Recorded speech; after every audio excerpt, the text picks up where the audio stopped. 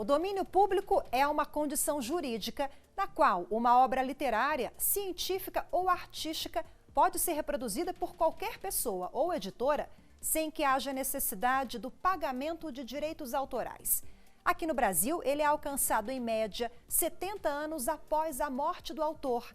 No programa Iluminuras de hoje, você vai conhecer essas e outras questões relacionadas ao direito autoral e ao domínio público. Meus convidados são o advogado e presidente da Comissão de Propriedade Intelectual da OAB-DF, Eduardo Licurgo Leite, e o professor de Literatura da Universidade de Brasília, Dangleide Castro Pereira. O programa começa com o advogado e presidente da Comissão de Propriedade Intelectual da OAB do Distrito Federal, doutor Eduardo Licurgo Leite. Muito obrigada pela participação. Eu que agradeço, eu que agradeço. Bom, eu queria que o senhor começasse explicando o que é o domínio público.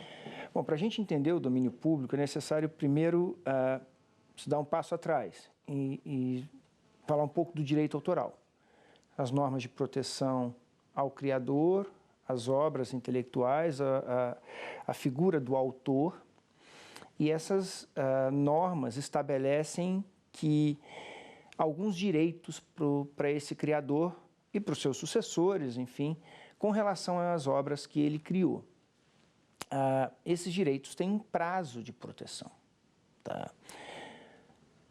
Além disso, um terceiro que queira usar a obra criada por uma pessoa, obra intelectual, uma música, um livro, um quadro, uma fotografia, tem que, em tese, pedir a autorização do autor.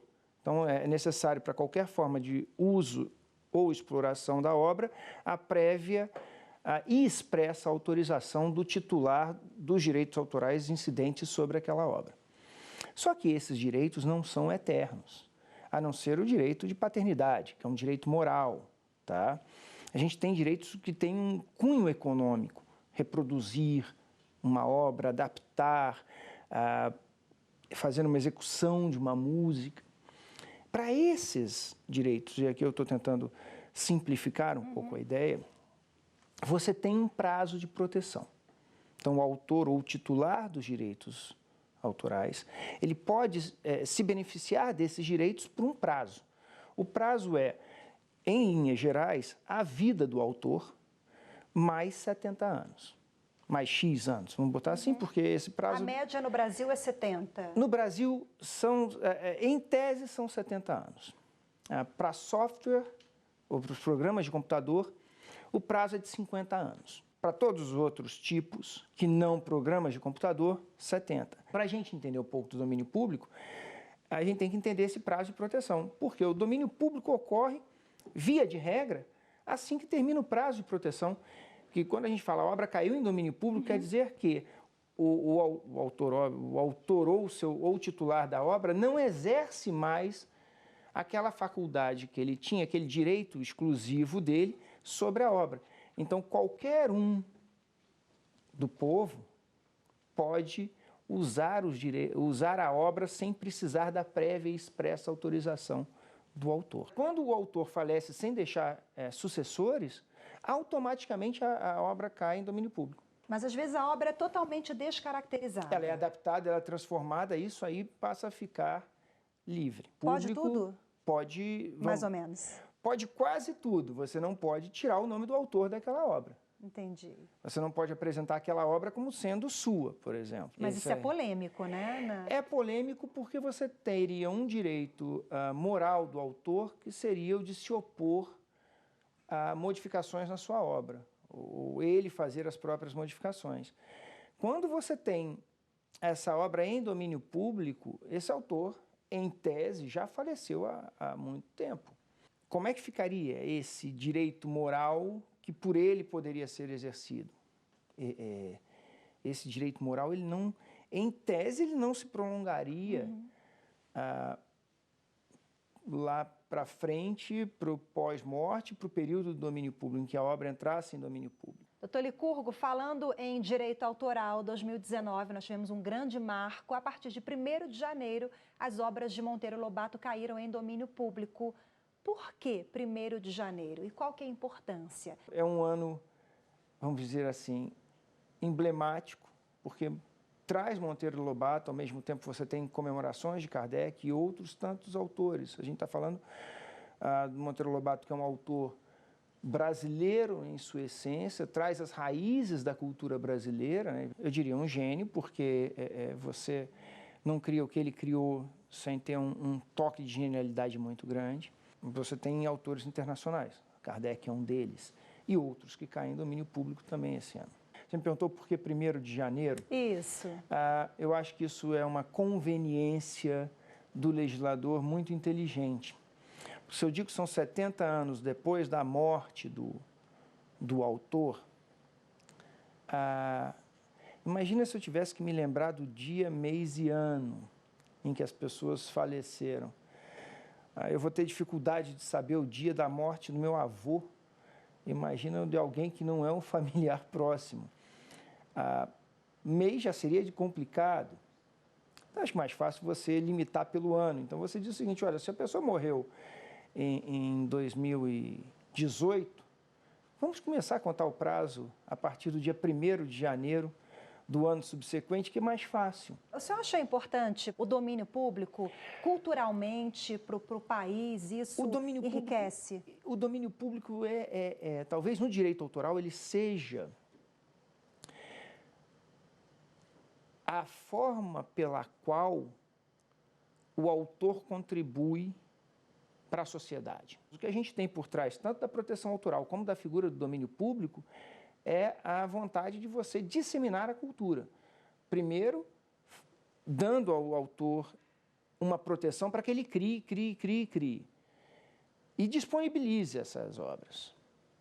E depois dizendo, olha, você já gozou de direitos, já usufruiu e já explorou essas obras com exclusividade, ou podendo ter exclusividade, por tantos anos.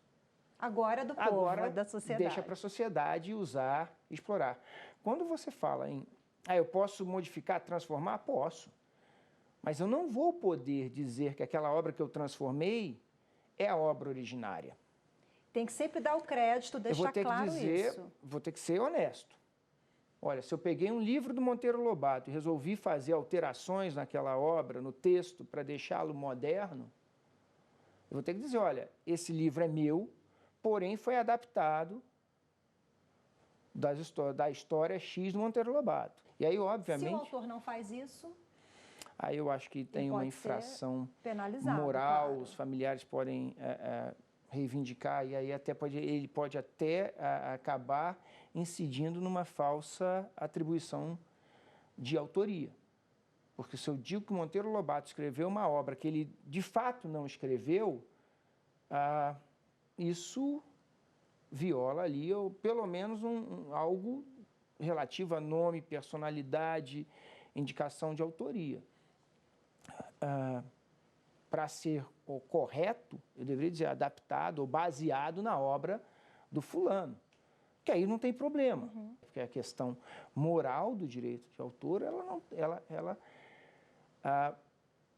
se eterniza, vamos dizer assim. Falando em obras eternizadas, eu quero dar uma dica agora para quem está em casa em relação a um site que conta com obras que já caíram em domínio público. É o Portal do Domínio Público. Lá você encontra coleções de grandes autores, entre eles a coleção de Machado de Assis, Monteiro Lobato e várias obras. Tudo isso gratuito, é de graça. Você pode fazer o download e é uma ferramenta muito importante, né, doutor Licurgo? Eu acho uma ferramenta importante, eu acho que é um pouco dessa visão de devolver à sociedade a cultura, ou fomentar mais ainda que a gente desenvolva a nossa cultura, o conhecimento, as obras intelectuais. E nada melhor do que o próprio governo, o próprio Estado fazer isso, né? Estimular isso. Eu acho que ele é pouco divulgado, essa é a grande verdade, e poucas pessoas sabem da existência desse portal. Quisera eu que isso tivesse nas escolas, que as crianças pudessem discutir as questões para entenderem como é que o Brasil era no século XX. O domínio público tem esse papel. Tem esse papel. Eu acho que o domínio público tem o papel, primeiro, de dar o acesso à informação você poder editar, a sociedade se beneficiar do todo. E eu tenho que estimular que as obras em domínio público estejam acessíveis. Porque são gratuitas, né? O acesso é gratuito. Põe a obra lá, você não precisa fazer vários exemplares, você digitaliza a obra e deixa disponível para quem quiser baixar. Isso é gratuito, o autor não vai poder reclamar, o titular não vai poder reclamar. E quando eu falo autor porque depende, quando a gente falou em prazo de proteção, esse prazo de proteção é 70 anos depois da morte do autor, mas depende também um pouco do tipo de obra e da conjunção de autores. Porque se eu tenho mais de um autor sobre uma determinada obra, ela não cai em 70 anos após a morte. Depende da idade, de tempo de morte de cada um, né? Não, ela vai cair, o prazo vai começar a ser contado, o reloginho vai começar a contar os 70 anos, depois da morte do último dos autores. Não é de qualquer um deles, é do último. Se a obra foi feita em coautoria, é do último dos autores. Se a obra é uma obra fotográfica ou audiovisual, ela não conta da morte do autor, ela conta da sua publicação. Então, tem algumas nuances. Se eu tenho uma criança hoje que faz um vídeo, a criança tem 5 anos de idade, pega o celular do pai, clica ali, faz um vídeo, e aquele vídeo vira um meme ou bomba viraliza na internet, viraliza. Daqui vamos dizer, ele publicou isso, postou no Facebook da vida, no Instagram ou em qualquer outra mídia social, está publicado. Então, ali começou o marco do prazo de 70 anos. Se esse prazo não for prolongado ao longo desses 70 anos, essa criança, quando tiver 75 e estiver se aposentando, ela provavelmente vai se deparar com um vídeo dela em domínio público. Eu não sei se aquele vídeo vai ser uma obra, provavelmente vai ser uma obra ainda desse século XXI, mas se as pessoas vão dizer, nossa, que vídeo legal. Hoje as pessoas olham, meus filhos olham para filmes do Chaplin e falam, mas não tem som, não tem graça. Eu vejo a graça, né? Talvez daqui a 75 anos isso volte a acontecer, mas a gente precisa... isso é pagar para ver, vamos dizer assim. Mas é muito bom, não tem preço, né? O domínio público, ele traz essa acessibilidade da informação, a informação gratuita, ele o ajuda acesso a disseminar. livre. Ele ajuda a disseminar a informação, a cultura, ele é uma ferramenta extremamente importante para a nossa sociedade como um todo. Eu diria, não só para a nossa sociedade, mas para o mundo inteiro como um todo, para a humanidade como um todo. Ok, doutor Eduardo Licurgo Leite, muito obrigada mais uma vez pela entrevista. Aprendemos muito aqui sobre direito autoral, sobre domínio público. Muito obrigada e até a próxima. Obrigado.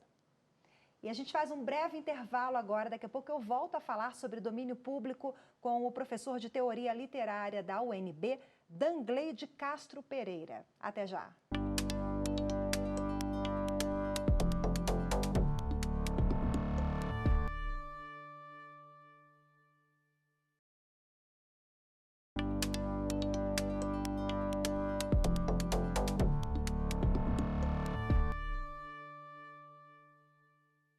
O Iluminuras está de volta e o programa de hoje é sobre a literatura e o domínio público.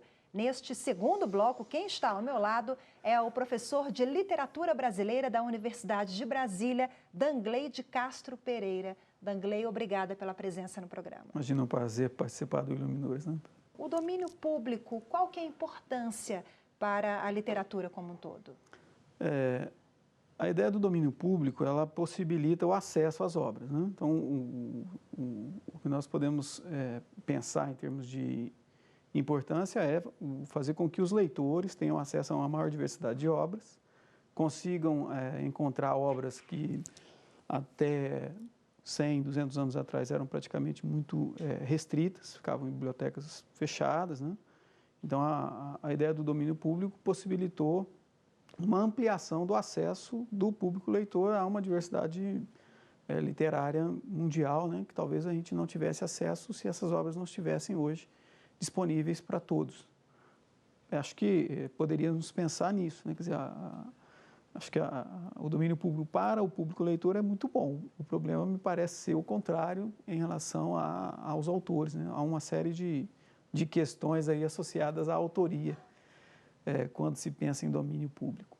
E o domínio público, de alguma forma, ele dá essa movimentada no mercado literário? 2019 temos obras de Monteiro Lobato que caíram em domínio público, né? De novo, uma polêmica, né? Uma polêmica? Em torno do Lobato, né? O Lobato foi envolvido na polêmica do conto de Negrinha, né? Que o Negrinha foi proibido, a vinculação do livro em escolas, inclusive via decreto, depois houve uma série de problemas em torno dessa proibição, e agora, de novo, o Lobato está...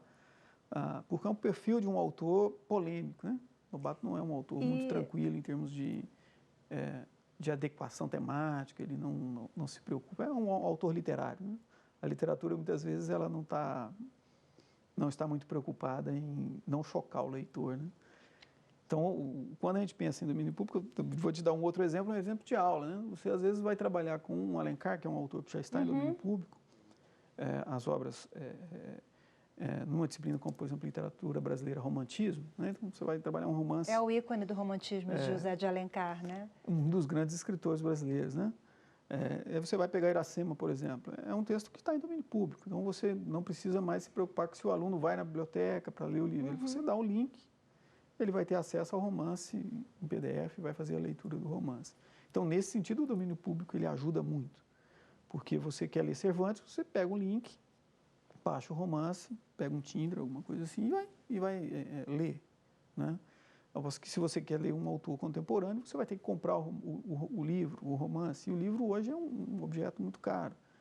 Não há nenhum romance que esteja sendo vendido por menos de R$60, R$50, mesmo esses romances mais tradicionais, né? Você pega um Alencar, Iracema, você vai achar aquelas edições de bolso aí, no mínimo, R$20, R$30. Isso, para o grande público, é muito caro. E no domínio público são obras gratuitas, né? Sim, as obras na íntegra são obras gratuitas. Download hoje é muito fácil pela internet, né? Então esse é o aspecto positivo do domínio público. Quer dizer, você tem acesso a toda uma biblioteca universal que vai estar na sua mão caso você tenha acesso à internet. O negativo, nós já falamos aqui um pouquinho em relação às famílias, né? Claro, aos sucessores. Temos um exemplo aqui, Machado de Assis, né? Foi lançada uma revista em quadrinhos de Machado e deu um certo rebuliço aí com a família. O problema das adaptações, o que tem acontecido assim, em termos literários, pensando em literatura, a minha percepção é essa. Os detentores dos espólios, dos autores, né, da fortuna crítica, das obras, eles têm protelado o máximo o acesso às obras ao domínio público. Então, há uma política de reedições de obras, né? E isso, à medida do possível, vai gerando uma ampliação do acesso da entrada dessa obra em domínio público. Quando o texto é adaptado, vocês devem ter visto aqui, né? Quer dizer, você pode hoje ter um Renoir na sua sala, desde que você saiba que aquilo ali não foi uma obra original, né? Está lá a assinatura de Renoir, você não pode pintar uma obra com as características do Renoir, assinar e dizer que é sua. Que esse é o grande problema, essa apropriação, né? Então, as adaptações, as recriações, né? As transformações de obras, então, no caso do Machado, a transformação para os textos em quadrinhos, né? Elas criam problemas porque se discute a autoria, né? Então, se você está adaptando uma obra para uma outra linguagem, o que, de fato, permanece de Machado ali naquela readaptação ou naquela adaptação, né? E isso gera problemas, não com a obra em si, porque acaba circulando e vai possibilitar o acesso dos novos leitores, né, em novas mídias a essa obra, até possibilitar que o leitor faça o contato com a obra original. Mas o problema é justamente a questão editorial, né, autoral, quer dizer, quem vai ser... se exclui o Machado de Assis como autor do Alienista, por exemplo, que é dos contos que foi transformado para quadrinhos, né? Então, essa me parece ser a grande questão, né? Agora, o Alienista está lá, né? O conto está lá, a novela está publicada. Mesmo adaptada para quadrinhos, continua sendo o Alienista. Então, o processo de diálogo, né, entre autoria, adaptador, circulação dessas obras e espólio do autor é que me parece ser problemático. Para o âmbito da literatura, você tem só ganhos, né? Porque as pessoas têm acesso. Nós passamos de um momento em que você, para ver um Renoir, você tem que ir no Louvre. Você pode ter acesso ao Renoir do seu computador, baixar uma tela, olhar, assim como ler um romance do Machado. Professor, em relação à reprodução, quando ela distorce totalmente a obra literária de um grande autor brasileiro, por exemplo, isso não confunde um pouco o autor ou isso pode ser prejudicial à literatura, ao legado daquele autor? Quando isso acontece, nós não estamos trabalhando com a obra do autor, né? Isso eu acho que tem que ficar muito claro. Eu também vou te dar um exemplo do Machado, né? O Machado, em 2012, né, ele foi adaptado, acho que 2012 ou 2013, eu não me recordo se foi 12 ou 13, teria que verificar. Ele foi adaptado para chegar às escolas públicas, né? E as adaptações, elas podem gerar esse tipo de problema. Em Dom Casmurro, quando o Machado vai escrever e vai descrever Capitu, ele faz isso em dois momentos, né? Um no capítulo 32 e depois no duplo, que é o capítulo 74, no famoso capítulo Olhos de Ressaca, né? Que ele vai se debruçar sobre a face de Capitu, descrever o semblante, né? Os traços, o cabelo, né? E depois se fixa no olhar para criar a metáfora de Olhos de Ressaca. É um capítulo curto, porque Machado é um dos grandes escritores brasileiros, mas ele não faz narrativas muito longas, né? Ele tem um problema de narrativa longa, ele escreve melhor quando ele faz narrativas curtas e a genialidade ele vai escrever contos, né? Microcontos, capítulos muito pequenos. São 4 parágrafos e talvez sejam os parágrafos mais importantes do romance porque ele vai falar da ambiguidade da figura humana, né? Capitu como metáfora dessa ambiguidade. Na adaptação, se reorganiza o capítulo, né? E todo aquele trabalho, que são 4 parágrafos, né? Os 2 capítulos, depois vai ser replicado, ele é reduzido a um adjetivo, né? Então, você imagina, né? A adaptação vai dizer que Capitu era feiosa. Usa-se esse adjetivo. Isso destrói a obra, né? Então, o processo de adaptação, de recriação da obra, ele tem que obedecer à estrutura do próprio texto, ao mesmo tempo que preserva a questão histórica do texto, né? Porque quando você traz uma obra para uma linguagem fora do seu contexto histórico, também você perde. Uma criança vai achar que Machado se reduz a isso, tem esse adjetivo. E não é. E não é. Então, você corre o risco nos processos de adaptação, de recriação, de circulação das obras, ao não respeitar o texto, ao não respeitar a originalidade daquele texto, o trabalho daquele autor, você distorcer a obra do autor. E aí você cria uma outra obra, né? O que pode gerar esse problema. Isso gerou uma discussão muito grande na academia, vários escritores e críticos literários reagiram, o texto acabou sendo retirado de circulação, não foi, né? Porque a premissa era de que isso iria facilitar o acesso dos leitores a Machado, né? Então, não sei se é preciso fazer isso, né? O domínio público, de fato, ele traz essas determinadas polêmicas, tem algumas peculiaridades, né? Sobre esse assunto, vamos ouvir agora o nosso consultor literário, Paulo Paniago, no quadro Minuto Literário. A vantagem quando uma obra entra em domínio público é que ela de vez em quando vai receber uma edição muito caprichada. Machado de Assis tem edições de Memórias Póstumas de Brás Cubas, lançado pela editora Carambaia, com um pós-fácio de Milton Atum e ilustrações maravilhosas da Heloísa Etelvina. Ao mesmo tempo, a editora Atelier lançou o mesmo texto de Machado, mas com um estudo muito interessante também, que ajuda. Miguel de Cervantes, com Dom Quixote, tem edições da editora 34, com tradução de Sérgio Molina, as ilustrações do Gustave Doré, mas tem também uma edição da companhia Penguin, com tradução do Hernani Só. Hernani Só, que também traduziu as novelas exemplares do Cervantes numa edição magistral da extinta editora Kozak Naif. No lado das desvantagens, nós temos o fato de que, eventualmente, as traduções são mal atribuídas, os textos podem ficar comprometidos.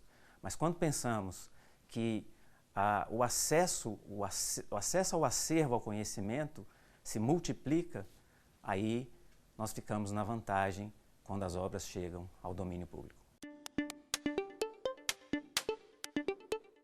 Obrigada, Paulo.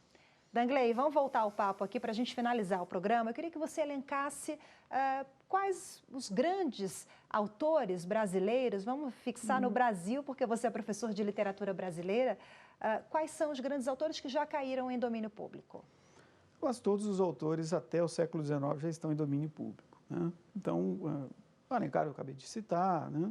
Algumas obras do Machado também já estão em domínio público, só aquelas que ainda não estão, foram reeditadas e que houve esse processo aí de ampliação por conta de edições. Mas quase todo autor do século XIX, século XVI, XVII e XVIII já estão em domínio público.